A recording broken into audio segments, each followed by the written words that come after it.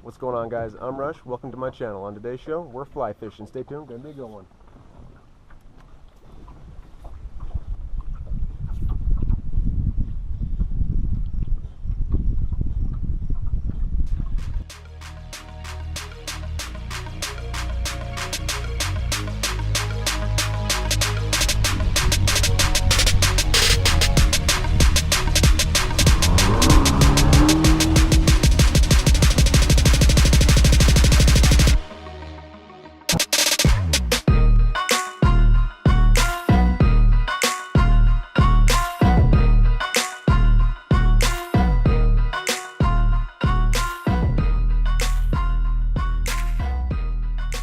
Alright, what's going on, guys?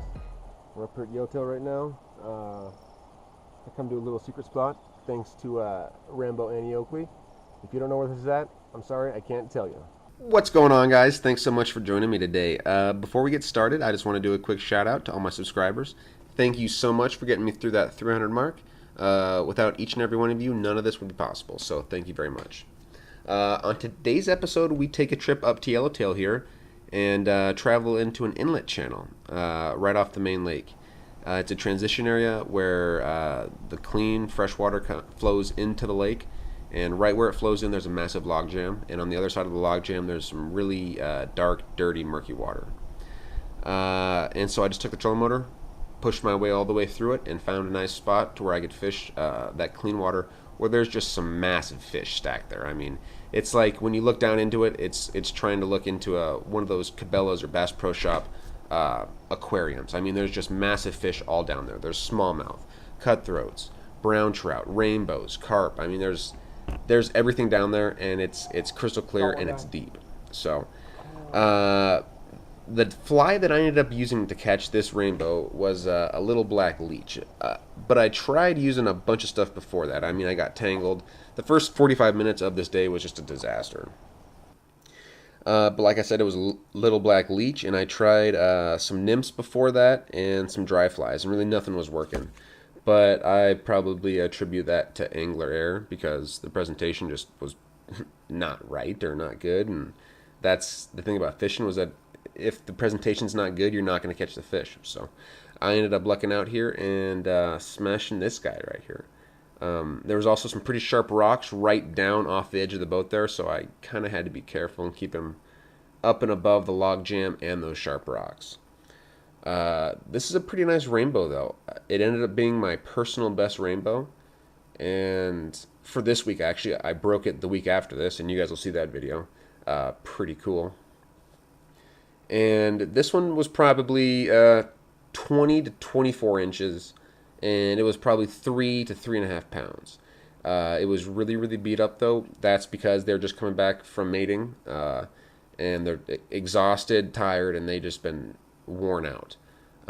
But this was a beautiful fish, though. I was quite stoked about this fish.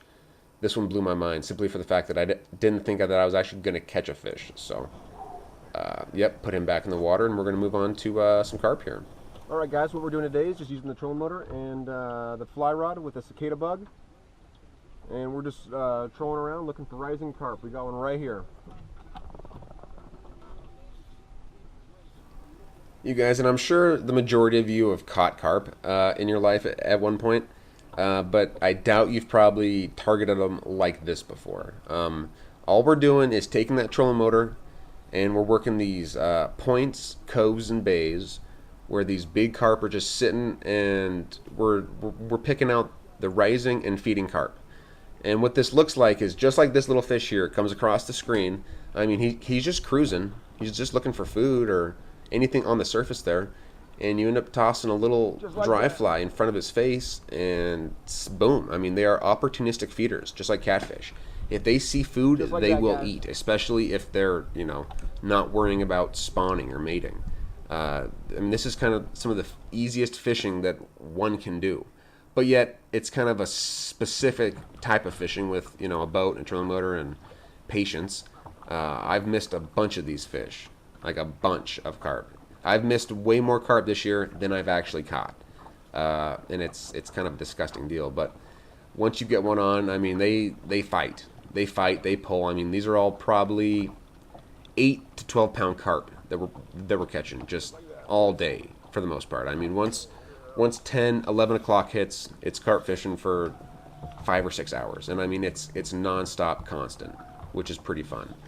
And all we're using today is that Cabela's 9-foot 5-weight rod with a tapered leader all the way down to 5X.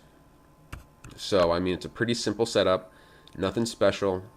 And like I said before, these carp love to fight. Any of you guys who've caught carp know that they fight.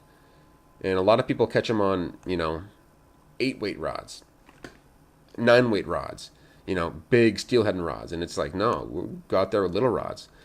My buddy Tyler, I'm sure some of you guys have heard of him before, catches these on a 3-weight, which just makes everything the more fun. So you can really get interesting with these carp. And of course, by yourself, landing them is kind of a pain in the ass, but you get good enough at it, you eventually learn how to do it, But yeah, these carp are pretty nice looking fish. Like I said, they're anywhere from like 7 to 12 pounds probably, and generally when we get them on board, all we do is take the fly. There that is for you guys. Right there, on the fly. Fly over the mouth and put them back in the water. But in this one, picked it up, showed you guys the camera. Another one. That's a nice carp, Quality fish.